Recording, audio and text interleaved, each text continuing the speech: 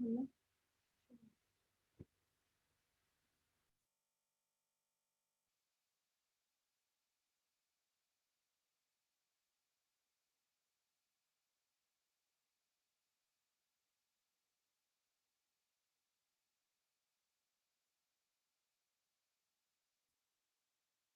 वालेकुम viewers, doctor वाहिद हारून आपकी खिदमत में एक नए प्रोग्राम के साथ, एक नए मौजू के साथ। प्रोग्राम तो वही हमारा health and wellness talk show है, और उम्मीद करता हूँ कि आपने जो बीच में गैप आया इसमें बहुत सी अपनी तिब्बी मालूमात में इजाफ़ा किया होगा। आज का प्रोग्राम जो है वो ख़ास तौर पर टीबी से मुतालिक हमने तश्कील दिया है,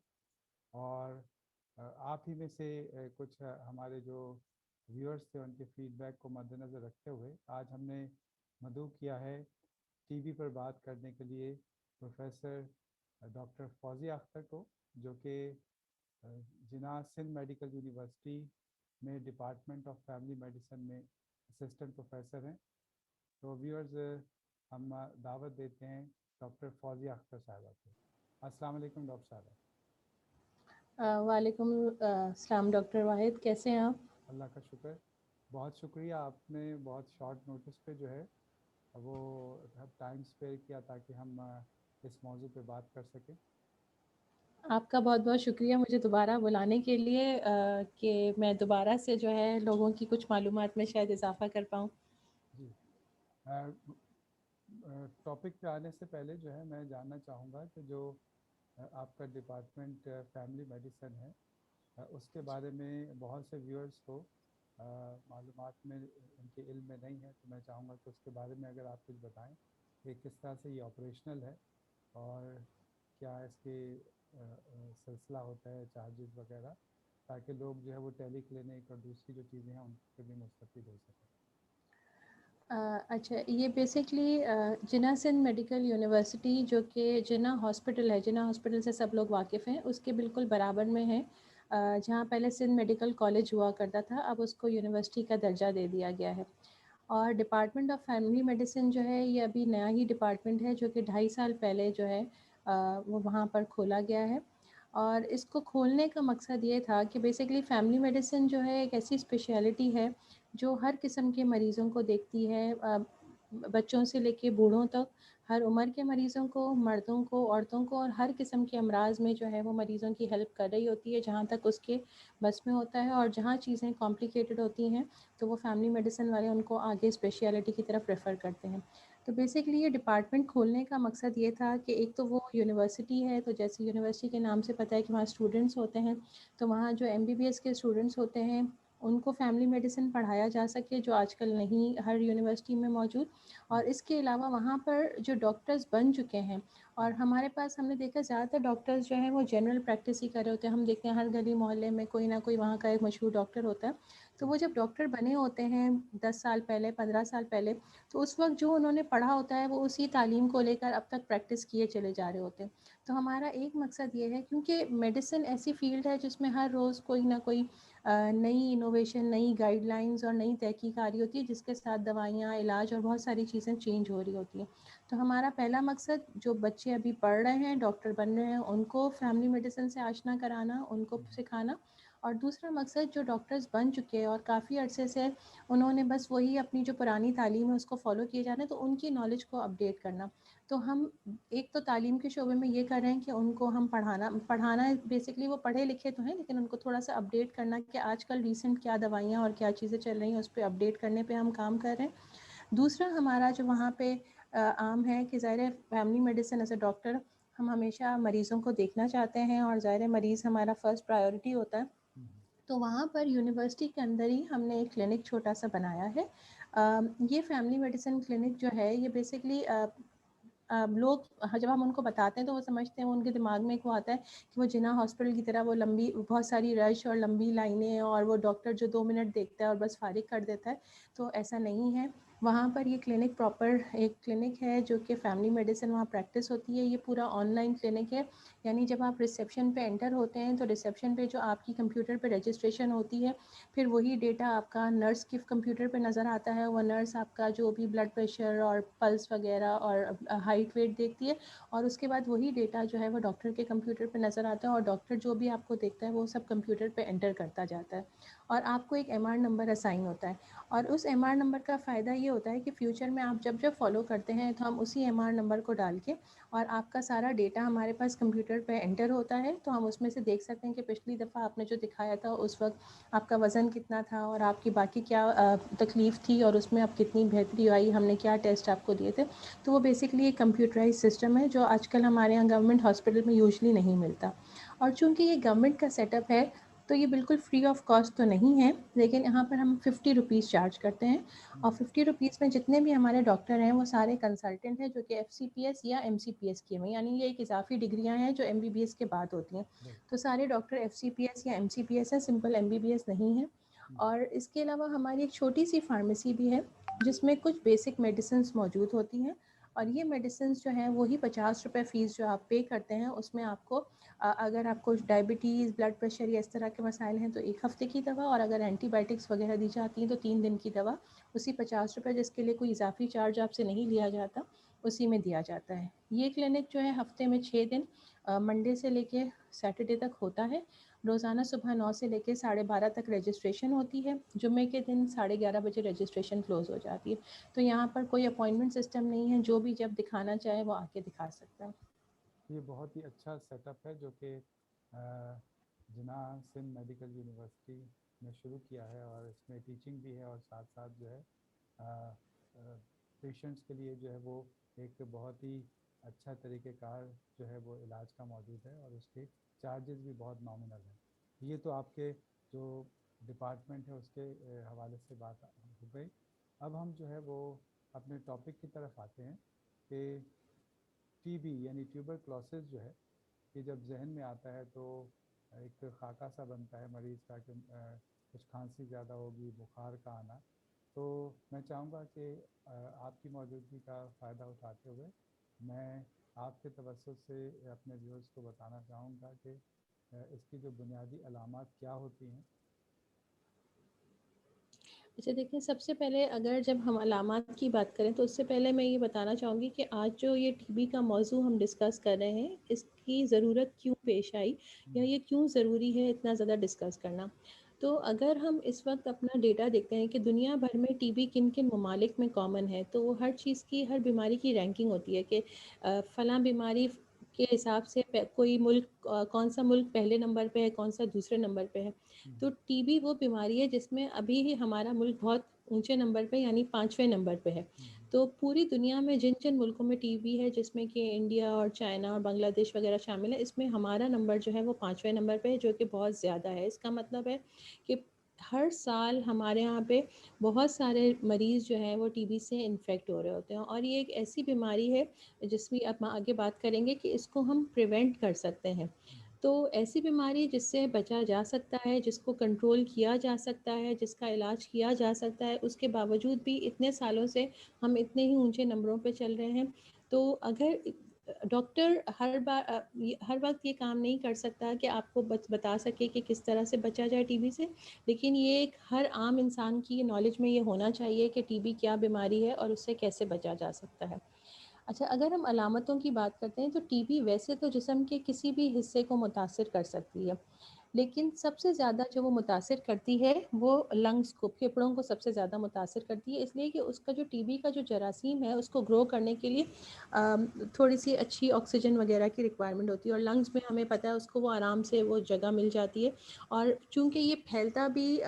ہوا میں, سانس لینے سے, جیسے کھانسی کرنے سے ایک انسان سے دوسرے انسان تک منتقل ہوتا ہے, کہ جو مریض ہے اس نے جب کھانسا تو اس کے جراثیم اس کے منہ سے نکل کے ہوا میں پھیلے, اور پھر وہ ہوا سے جب دوسرا انسان جو اس کے قریب ہوتا ہے جب وہ سانس لیتا ہے تو وہ اس کے ذریعے منتقل ہوتی ہے. تو یہ ڈائریکٹ جب سانس کرنے سے جاتی ہے تو پھیپھڑوں کو سب سے پہلے متاثر کرتی ہے. اور پھیپھڑوں والی TB ایسی ہے جو بآسانی ایک انسان سے دوسرے انسان منتقل ہو سکتی ہے. باقی جتنی جسم کے دوسرے جب آرگنس کو وہ انفیکٹ کرتی ہے تو وہ پھیلنے والی نہیں ہوتی, وہ صرف اس ایک انسان کے لیے نقصان دہ ہو سکتی ہے. تو آج ہمارا فوکس مینلی جو ہے وہ پلمنری ٹی بی یعنی پھیپھڑوں کی ٹی بی کے ساتھ ہی رہے گا. اچھا, تو جب ہم پلمنری ٹی بی کی بات کرتے ہیں, لنگس ٹی بی کی بات کرتے ہیں, تو اس کی جو سب سے کامن علامت ہے وہ ہے کھانسی. جیسے ابھی ڈاکٹر واحد نے کہا کہ جب ہمارے دماغ میں ایک خاکہ بنتا ہے کہ ایک کھانستا ہوا انسان سامنے آتا ہے, تو اگر کسی کو کھانسی ہے اور وہ کھانسی 2 ہفتے سے زیادہ ہے, تو چونکہ ہمارے پاس ٹی بی اتنا ایک کامن مرض ہے کہ وہ 2 ہفتے سے زیادہ کی کھانسی کو ایویلیویٹ کروانا بہت ضروری ہے, یعنی آپ کو ڈاکٹر کے پاس جانا بہت ضروری ہے. اور پھر ڈاکٹر اس کھانسی کے ساتھ مزید علامات کو دیکھتے ہوئے یہ فیصلہ کرے گا کہ آپ کو ٹی بی کے حوالے سے ٹیسٹ کروانے کی ضرورت ہے یا نہیں.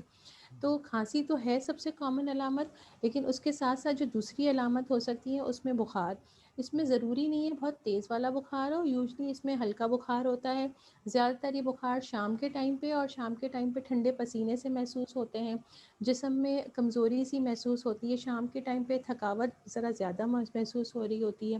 اس کے ساتھ اگر کسی کا وزن گر رہا ہے تو وزن گرنا ہمیشہ ایک خطرے کی علامت ہوتا ہے, اور ٹی بی کی بھی ایک بہت کامن علامت جو ہے وزن گرنا ہے. اس کے علاوہ بھوک بھی آپ کی کم ہو سکتی ہے. تو اگر کسی کو کھانسی بھی صرف 2 ہفتے کی ہے تو اس کو اپنے ڈاکٹر سے ضرور رابطہ کرنا چاہیے کہ وہ دیکھ لے کہ کہیں یہ علامات ٹی بی کے ساتھ تو نہیں ہے اور اس کو ٹیسٹ کروانے کی ضرورت تو نہیں ہے. لیکن اگر کھانسی کے ساتھ آپ کو بخار ہو رہا ہے, ہلکا پھلکا, رات میں ٹھنڈے پسینے آنے کی شکایت ہے, وزن آپ کا تیزی سے کم ہو رہا ہے, بھوک کم ہوتی جا رہی ہے, تو یہ ساری علامات جو ہیں وہ ٹی بی کی ہو سکتی ہیں. تو آپ کو فوراً اپنے ڈاکٹر سے رجوع کرنے کی ضرورت ہے. جیسے کہ آپ نے بتایا کہ ڈاکٹر سے رجوع کرنے کی ضرورت ہے, تو یہاں پھر ایک سوال پیدا ہوتا ہے کہ عام طور پر جو ہے وہ مریض اور ان کے جو فیملی ہے وہ تھوڑا کنفیوز ہوتے ہیں کہ کیا ہم کسی فیملی فزیشین یا جنرل پریکٹیشنر کے پاس جائیں, یا چونکہ یہ کھانسی اور پھیپھڑے کا معاملہ ہے تو ڈائریکٹ سینے کے اسپیشلسٹ کو دکھائیں. تو اس سلسلے میں آپ کیا تجویز کریں گے؟ اچھا دیکھیں, ابھی سب سے پہلے جب ہم فیملی میڈیسن کی بات کر رہے تھے تو ہم نے یہی کہا تھا کہ فیملی میڈیسن ایک ایسی اسپیشلٹی ہے جس میں ہر عمر کے اور ہر قسم کے مریضوں کا علاج کیا جاتا ہے, اور جہاں پر ضرورت ہوتی ہے کہ آپ کو اسپیشلسٹ کی ضرورت ہے تو وہ ڈاکٹر آپ کو خود آگاہ کرتے ہیں کہ اب آپ کو اسپیشلسٹ کی ضرورت ہے. تو بیسکلی جب شروع میں یہ کھانسی یا اس طرح کی علامت ہو تو آپ کا فیملی فزیشین یا اگر آپ کا جنرل پریکٹیشنر جو بھی آپ کا فیملی ڈاکٹر ہے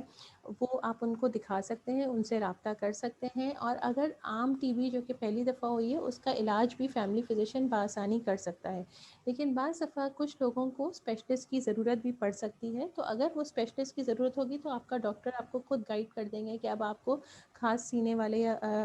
ڈاکٹر کے پاس جانے کی ضرورت ہے, ورنہ اس ٹی بی کا علاج بآسانی ایک فیملی فزیشین اس کی تشخیص بھی کر سکتا ہے اور اس کا علاج بھی کر سکتا ہے.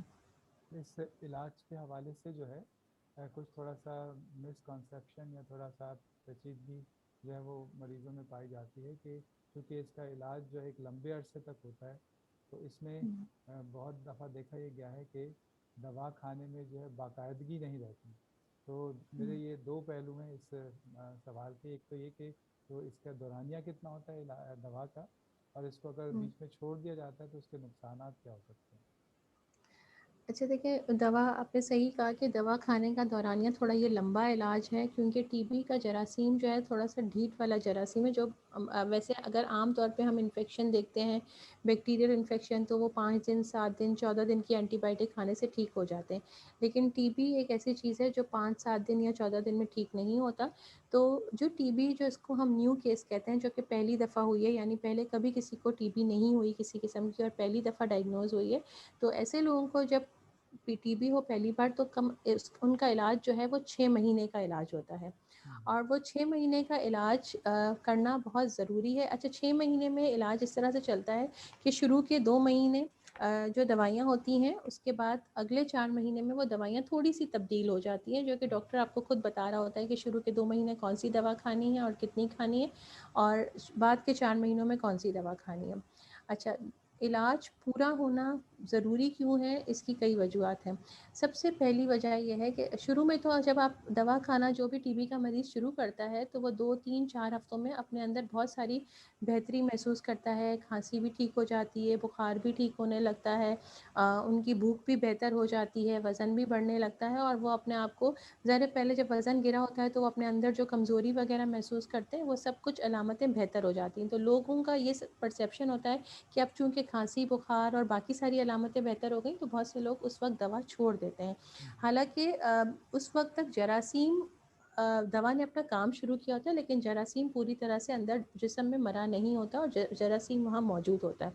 تو اگر وہ دوا اس وقت چھوڑ دی جائے تو اس کا پہلا نقصان یہ ہوتا ہے کہ وہ سارے جراثیم اندر موجود ہیں، تو وہ دوبارہ سے جب گرو کرے گا تو وہ بہت سیویئر فارم والی ٹی بی ہوگی، جس کو ایک کہتے ہیں ہم ٹی بی کو ملیری ٹیوبرکلوسس، جس کا مطلب ہے کہ وہ پورے لنگس کو انفیکٹ کر سکتا ہے. اس کے علاوہ وہ ٹی بی دوسرے آرگنس تک بھی جا سکتی ہے.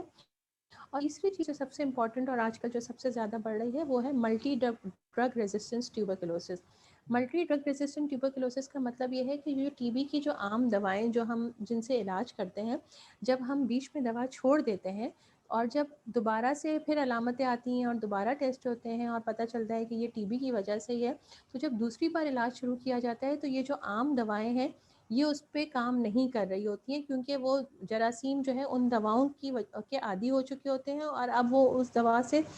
کا اثر ان کے اوپر نہیں ہو رہا ہوتا. تو اس سے ہوتا یہ ہے کہ پھر ہمیں سیکنڈ لائن ڈرگس جو ہوتی ہیں ٹی بی کی، یعنی اور دوسری قسم کی دوائیں وہ شروع کرنی پڑتی ہیں، اور اس کا علاج بھی لمبا ہو سکتا ہے، یعنی 6 مہینے سے بڑھ کے وہ اگلی بار 8 مہینے یا 9 مہینے کا علاج ہو سکتا ہے. اور اس کے اندر جو ہے ان دواؤں کے سائیڈ افیکٹس بھی زیادہ ہو جاتے ہیں. تو بہتر یہی ہوتا ہے کہ آپ پہلی دفعہ میں علاج کر لیں تاکہ آپ کا علاج پورے 6 مہینے ہو جائے، وہ جراثیم ایک دفعہ میں ختم ہو جائے. ورنہ اس کے بعد جو مسائل ہیں وہ مزید بڑھتے چلے جاتے ہیں، وہ کم نہیں ہوتے، کیونکہ وہ جراثیم کسی نہ کسی فارم میں اندر موجود رہتا ہے. اسی کے ساتھ جب ہم پورے علاج کی بات کر رہے ہیں تو ایک مریض جو ہے جب اپنے گھر پہ رہتے ہوئے کن چیزوں کی احتیاط کرے تاکہ جو ہے جو اس کے دوسرے فیملی ممبر ہیں وہ اس سے متاثر نہ ہوں؟ اچھا دیکھیں، پھر جیسے ہم نے کہا کہ ٹی بی جو ہے وہ ایک انسان سے دوسرے انسان تک کھانسنے کے ذریعے پہنچ سکتی ہے. تو جب کھانسنے کی ہم بات کر رہے ہیں تو سب سے پہلی احتیاط تو یہ کہ اگر کسی گھر میں کسی ایک انسان کو ٹی بی ڈائگنوز ہو تو جب بھی وہ کھانسے یا چھینکے تو اپنے منہ کو کور کرنا ہے. منہ کو کور کرنا ہے یا تو کسی رومال سے یا ہینکرچیف سے یا اپنی ایلبو سے کور کرنا ہے. تو اس سے فائدہ یہ ہوگا کہ وہ جراثیم ہوا میں نہیں پھیلے گا اور وہ دوسرے لوگوں تک نہیں جائے گا. اچھا، جب ہم دوا شروع کرتے ہیں تو شروع کے 2 سے 3 ہفتے ایسے ہوتے ہیں جس میں یہ جو بھی مریض ہے وہ دوسرے انسان تک یہ جراثیم منتقل کر سکتا ہے. تو یہ جو زیادہ تر احتیاط ہے وہ شروع کے 2 سے 3 ہفتوں کی ہے کہ اس میں ایک تو کھانسنے چھینکنے کی احتیاط کرنی ہے، پلس جو ہے اگر آپ کے گھر میں اتنی اسپیس ہے کہ اپنا بیڈ روم الگ کر سکتے ہیں دوسرے لوگوں سے، تو فی الحال 2 ہفتے کے لیے تھوڑا سا ڈسٹینس رکھیں تاکہ دوسرے لوگ اس سے متاثر نہ ہوں. تیسری چیز یہ ہے کہ ٹی بی میں جو ہے کھانسی کے ساتھ بلغم بھی آ رہا ہوتا ہے. تو یہ بلغم جو ہے اس کے اندر بہت سارے جراثیم ہوتے ہیں. تو ٹی بی والے مریضوں کو خاص طور پہ یہ ایڈوائز کیا جاتا ہے کہ اپنا بلغم یہاں وہاں نہ پھینکیں، اپنے ساتھ ایک کنٹینر یا بوٹل رکھیں جس میں اپنا بلغم جو ہے وہ نکالیں، اور پھر وہ کنٹینر جو ہے یا تو کسی جگہ مٹی میں گھڑا کھود کے اور اس کے اندر ڈال دیں تاکہ وہ جراثیم دوسروں تک نہ پھیلے، یا اس کو جو ہے وہ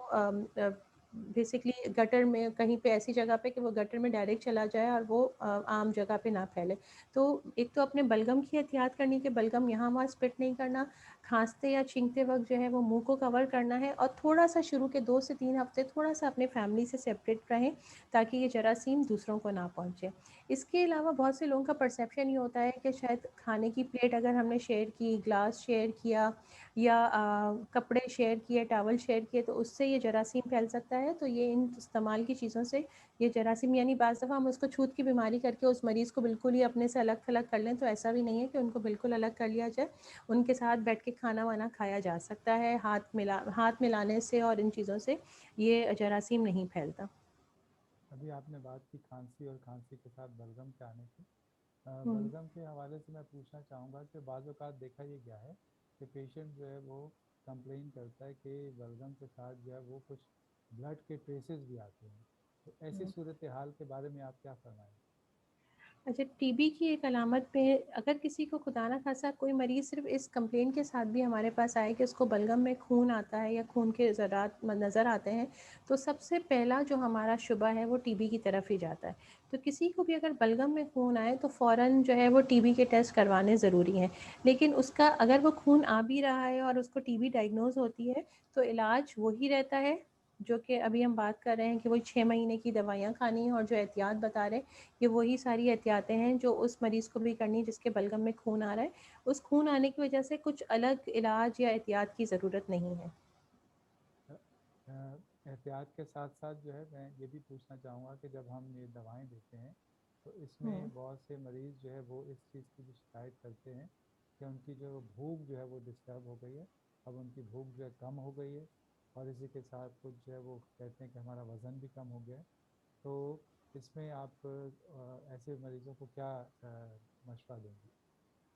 اچھا دیکھیں، ٹی بی کا مریض جو ہے وہ بھوک کم ہونا بعض دفعہ وہ دوا کا سائیڈ افیکٹ ہوتا ہے کہ کچھ لوگوں کو دواؤں کے ساتھ ہلکی پھلکی متلی محسوس ہوتی ہے. تو اگر کسی کو ہلکی پھلکی متلی ہو رہی ہے تو یہ کوئی پریشانی والی بات نہیں ہے، اس متلی کے اوپر دوا چھوڑنی نہیں چاہیے. تو اس متلی کی وجہ سے ان کو لگتا ہے کہ ان کی بھوک کم ہو رہی ہے اور وہ کھانا پراپر نہیں کھا پا رہے اور وزن مزید کم ہوتا جا رہا ہے. تو ایسے مریضوں کو اگر وہ متلی زیادہ ہو تو کچھ اور دوائیں جیسے جو متلی کو بہتر کرنے والی دوائیں ہیں، اگر آپ اپنے ڈاکٹر سے رابطہ کریں تو وہ آپ کی دواؤں کے ساتھ ایڈ کر سکتے ہیں، جس سے پھر آپ کی متلی کم ہوگی تو آپ کی بھوک بھی بہتر ہوگی. اور بہت سے لوگ ایسے ہوتے ہیں جو ایک ساتھ ایک وقت میں پیٹ بھر کے کھانا نہیں کھا سکتے اسی متلی کی وجہ سے. تو پھر ان کو ہم ایڈوائز کرتے ہیں کہ آپ چاہے ایک دفعہ میں پورا کھانا نہ کھا سکتے ہوں تو آپ وقفے سے 2-2 گھنٹے کے وقفے سے آپ اپنا کچھ نہ کچھ کھانے میں لے لیا کریں، لیکن وہ ایسی چیز ہو جو کہ ہیلدی ڈائٹ ہو. کیونکہ ٹی بی کے مریض، ٹی بی کا جو مرض ہے وہ بیسکلی جو لوگ میل نرش ہوتے ہیں، جن کے اندر غذائی کمی ہوتی ہے، ان کے اندر ہونے کے چانسز زیادہ ہوتے ہیں. تو اور اس میں وجہ یہ ہوتی ہے کہ ان کی امیونٹی اسٹرانگ نہیں ہوتی. تو ہمیں ٹی بی کے مریض ویسے بھی جو نارملی بھی ہمارے پاس آتے ہیں تو ہم ان کو کھانے پینے کی وہ اپنی ڈائٹ کو ہیلدی کریں. تو ایسے مریضوں کے لیے بھی کہ وہ اپنی ڈائٹ جو ہے وہ ہیلدی ڈائٹ لیں، اور ان کو جو پراپر نیوٹریشن ہے وہ ملنا چاہیے. اگر وہ پراپر نیوٹریشن نہیں ملے گا تو وہی بات ہے، ان کی باڈی جو ہے وہ اگین اس جراثیم سے لڑنے کے لیے طاقتور نہیں ہوگی. تو ان کو پھر ہم ایڈوائز کرتے ہیں کہ اگر متلی زیادہ ہے تو متلی کی دوا دے دیتے ہیں کچھ عرصے کے لیے، اور ساتھ میں ان کو ہم کہتے ہیں کہ کھانا پھر آپ وقفے سے اپنا ٹائم اسپیسنگ کا 2-2 گھنٹے سے کچھ ایک ہیلدی میل لے سکتے ہیں، اور آپ جو ہے اپنی ڈائٹ کو اچھا رکھیں تاکہ آپ کی جو ہے قوت مدافعت بڑھے اور ٹی بی کا جراثیم سے آپ بآسانی مقابلہ کر سکیں. یہاں آپ نے بات کی کہ غذا جو ہے وہ اچھی رکھیں، ہیلدی رکھیں. تو ویورز کے لیے آپ ہائی لائٹ کر سکتے ہیں کہ کون سی چیزیں، کیونکہ بہت سے لوگ سمجھتے ہیں کہ کچھ کھانے پینے کا اس میں پرہیز بھی ہے، تو اس کو ذرا تھوڑا سا آپ اور تفصیل میں بتا سکیں.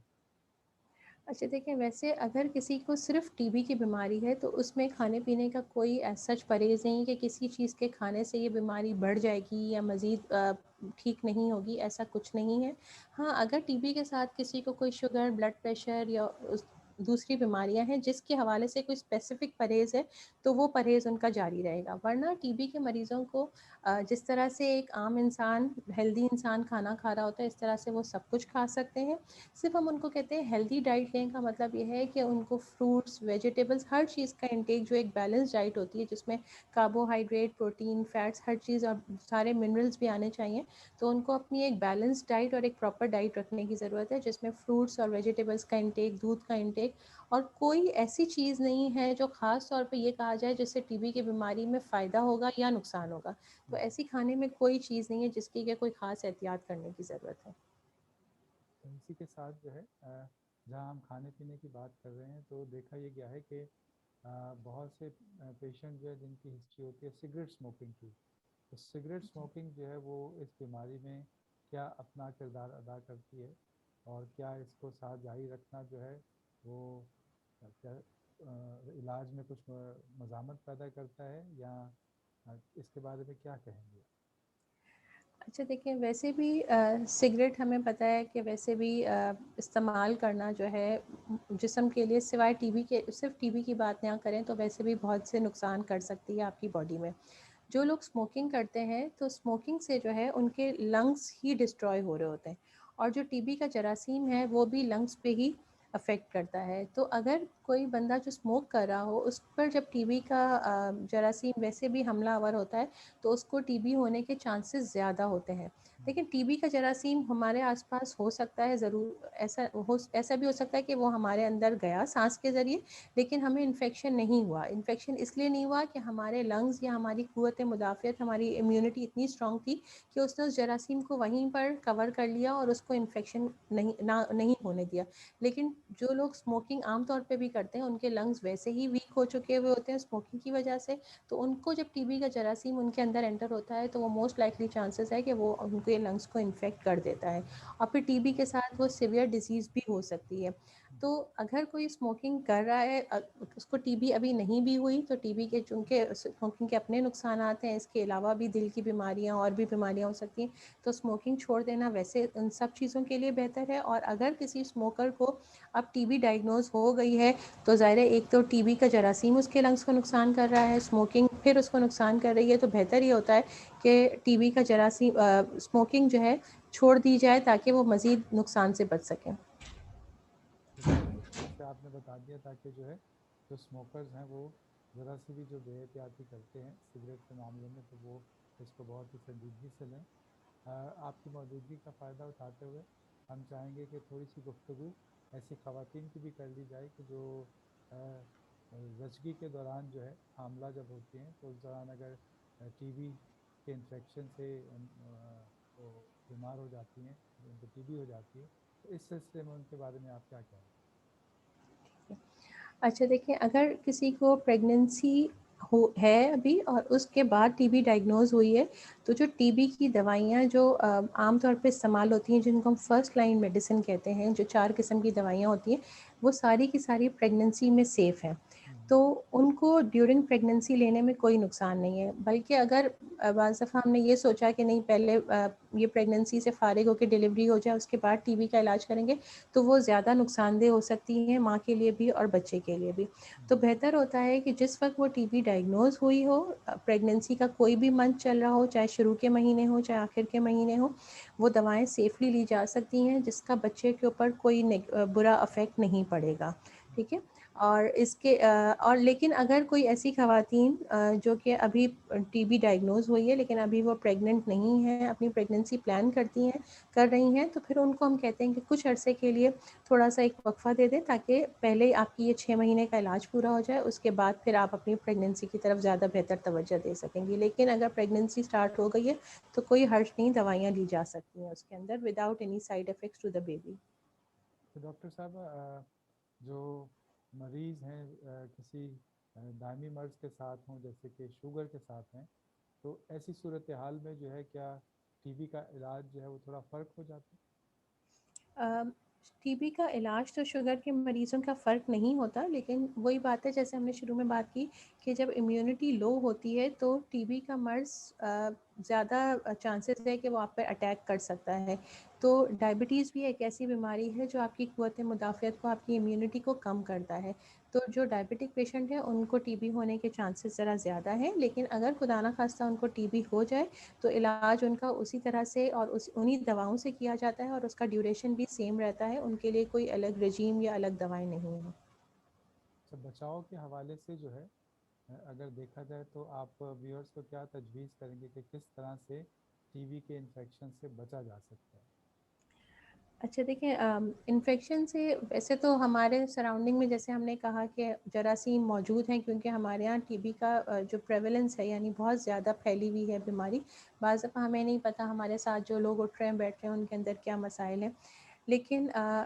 اگر کسی کو, جیسے ہم نے پہلے بھی کہا تھا کہ اگر کسی کو ٹی بی ڈائگنوز ہو گئی ہے تو بیسکلی اس سے تھوڑا سا ڈسٹینس مینٹین کرنا, اور یا وہ مریض جب کھانستا ہے چھینکتا ہے تو وہ اپنے منہ کو کور کرے. اور آج کل یہ جو کووڈ کی وجہ سے ماسک ہم نے پہننے شروع کر دیے ہیں, تو ویسے تو ہم نے پہنے ہیں یہ ٹی بی کووڈ کے کرونا کے بچاؤ کے لیے, لیکن ظاہر ہے اس سے بھی کیونکہ کرونا کا جو مرض ہے وہ بھی سانس کے ذریعے ہی منتقل ہوتا ہے, کھانسنے چھینکنے سے. تو یہ ماسک اگر آپ نے, اور اب تو ماسک لگتا ہے ایک ضروری چیز ہو گئی ہے جو کہ آپ نے ہر جگہ پہ کراؤڈ جہاں پہ بھی آپ باہر نکل رہے ہیں تو پہننا ضروری ہے. تو یہ پھر ماسک آپ کو جو ہے اب آج کل کے زمانے کے حساب سے ٹی بی سے بھی بچا سکتا ہے کہ وہ جو سانس کے ذریعے جراثیم اندر جاتے ہیں تو وہ ایک پروٹیکشن آپ کو وہاں پر مل جاتا ہے. اس کے علاوہ جو ہے جو ٹی بی کے مریض بھی ہوتے ہیں ان کو ہم ایڈوائز یہ کہتے ہیں کہ وہ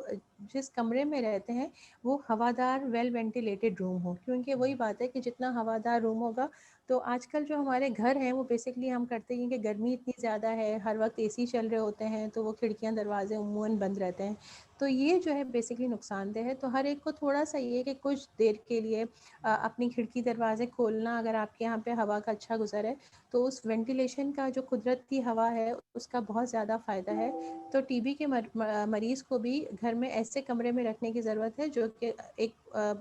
ہوادار کمرہ ہو، تو اس کا بھی پھر یہ فائدہ ہوتا ہے کہ وہ ٹی بی کا مرض جو ہے وہ گھر کے اندر ہی اندر سرکولیٹ کرنے کی وجہ ہوا کے ذریعے وہ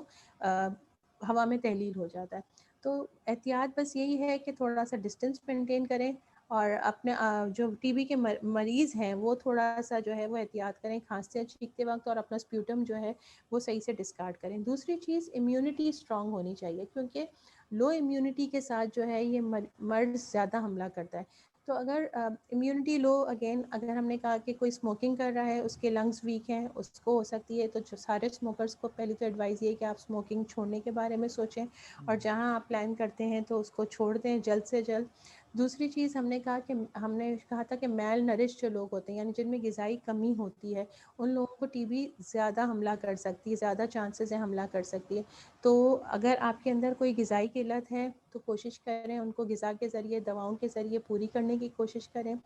تیسری چیز جیسے ہم نے کہا ڈائبٹیز کے ساتھ بھی قوت مدافعت کم ہو جاتی ہے، تو جن لوگوں کو ڈائبٹیز ہے ان کو ڈائبٹیز کو اچھے سے کنٹرول کرنے کی ضرورت ہے، کیونکہ جتنی ڈائبٹیز آپ کی ان کنٹرول ہوگی اتنی آپ کی قوت مدافعت بھی کم ہوتی چلی جائے گی. چوتھی جو چیز ہے جس کا ٹی بی سے بہت زیادہ لنک ہوتا ہے وہ ہے ایڈس کی بیماری، کیونکہ ایڈس کی بیماری کے ساتھ بھی جو ہے وہ امیونٹی بہت زیادہ لو ہو جاتی ہے، تو اس کے ان ایڈس کے مریضوں کو ٹی بی بہت تیزی سے پھیلتا ہے. لیکن الحمدللہ ہمارے یہاں پہ ابھی ایڈس بہت کامن نظر نہیں آتا. ایسا نہیں ہے کہ بالکل نہیں ہے، اب ہم دیکھنے لگے ہیں مریض کہ ہمارے پاس بھی HIV کامن ہوتا جا رہا ہے، لیکن پھر بھی جن ملکوں میں ایڈس بہت زیادہ کامن ہے وہاں پر ایڈس کے ساتھ ٹی بی بھی بہت زیادہ کامن ہے. اور ایڈس سے بچاؤ کے لیے جو ساری ایڈس کی احتیاطی تدابیر ہیں وہ اختیار کرنا ضروری ہے. تو اس کے ساتھ ان ساری چیزوں کے ساتھ ہم اپنے آپ کو ٹی بی سے بھی بچا سکتے ہیں. یہ بہت ہی اچھے طریقے سے جو ہے گفتگو کے دوران جو ہے آپ نے اس کو جو ہے وہ ایمفسائز کیا ساری چیزوں کو. تو ویورز آپ کی جو اس میں ڈیمانڈ تھی کہ ڈاکٹر صاحبہ کو خاص طور پر جو ہے ٹی بی کے حوالے سے ان سے بات چیت کی جائے، تو میں امید کرتا ہوں کہ ہم نے اس سے بہت کچھ یقیناً سیکھا ہوگا. آپ کا جو اچھا طرز عمل ہے، جو اچھا لائف سٹائل ہے، صحت اچھی ہے، تو وہ آپ کی امیونٹی کو اچھا رکھتی ہے. اور اسی کے ساتھ اگر فرض کیجئے کہ کچھ علامات سامنے آتی ہیں تو اس کا ضرور ٹیسٹ کرائیے. جب ٹیسٹ کرواتے ہیں تو اس کا علاج باقاعدگی سے کیجیے. سگریٹ اسموکر جو ہیں وہ برائے مہربانی سگریٹ نہ پئیں. اور جو لوگ ڈائبیٹک ہیں وہ باقاعدگی سے دوائیں لیں. پریگنینسی میں بھی جو ہے وہ دوائیں استعمال کرنے میں کوئی ممانعت نہیں ہے. اور یہ مختصر سے کنکلوژن کے ساتھ جو ہے میں ڈاکٹر فوزیہ اختر کا ویورز کی جانب سے اور اپنی طرف سے بہت مشکور ہوں کہ آپ نے جو ہے وہ اس ٹاپک کو ہمارے ویورز کے لیے، پبلک اویئرنیس کے لیے جو ہے وہ شیئر کیا. آپ کا بہت شکریہ. اور انشاءاللہ آئندہ بھی جو ہے ہم خواہش کریں گے کہ جب بھی کوئی ایسا ٹاپک ہو تو ضرور آپ کو جو ہے اس پہ مدعو کریں. تھینک یو ڈاکٹر واحد، تھینک یو. اور انشاءاللہ اگر فیوچر میں بھی موقع ہوا تو انشاءاللہ ضرور اسی طرح کی بیماریوں پہ ہم پھر انشاءاللہ بات کرتے رہیں گے. بہت شکریہ. تو ویورز یہ تھا ہمارا آج کا public awareness session T V کے حوالے سے. اور یہ چونکہ ریکارڈڈ پروگرام ہے تو انشاءاللہ اس کو بہت جلد جو ہے وہ اپلوڈ کر دیا جائے گا. آپ سب اپنا خیال رکھیے. آپ کے وقت کا اور توجہ کا بہت شکریہ. اللہ حافظ.